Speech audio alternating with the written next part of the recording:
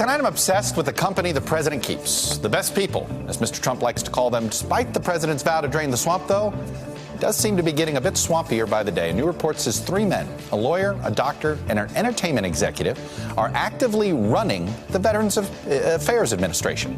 ProPublica reports that they spoke with VA officials daily, these 3 men, reviewing all manner of policy and personnel decisions. Their blockbuster story, by the way, based on Freedom of Information Act requests. Not one of these 3 gentlemen has any military or government experience, but they do have one thing in common. Each of them is a member of the Mar-a-Lago Club. Had to pay some $250,000, by the way, to become a member. In fact, they're known to VA insiders, according to ProPublica, as the Mar-a-Lago crowd. For the record, the White House insists that the men have no direct influence over the VA, and they're not alleged to have broken any laws. Notice they're not denying that they're essentially calling the policy shots from Mar-a-Lago. This is just one story in a seemingly unending drumbeat lately of headlines of Trump-connected, sometimes it's just weird access, outright corruption, grift, graft.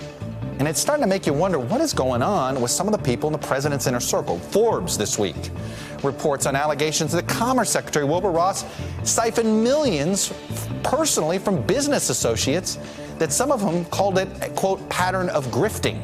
One of the president's biggest supporters in Congress, we've told you about it earlier, his first supporter in Congress, Chris Collins, was just charged today with insider trading.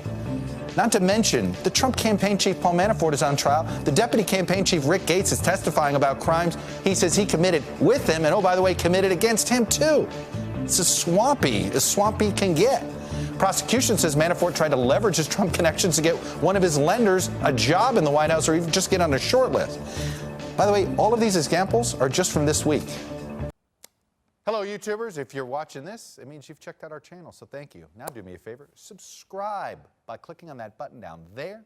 Click on any of the videos to watch the latest interviews and highlights from MTP Daily and MSNBC. You can get more Meet the Press content every morning in the First Read newsletter. If you're tired of content that you don't know anything about where it came from, you don't have to have that problem with us.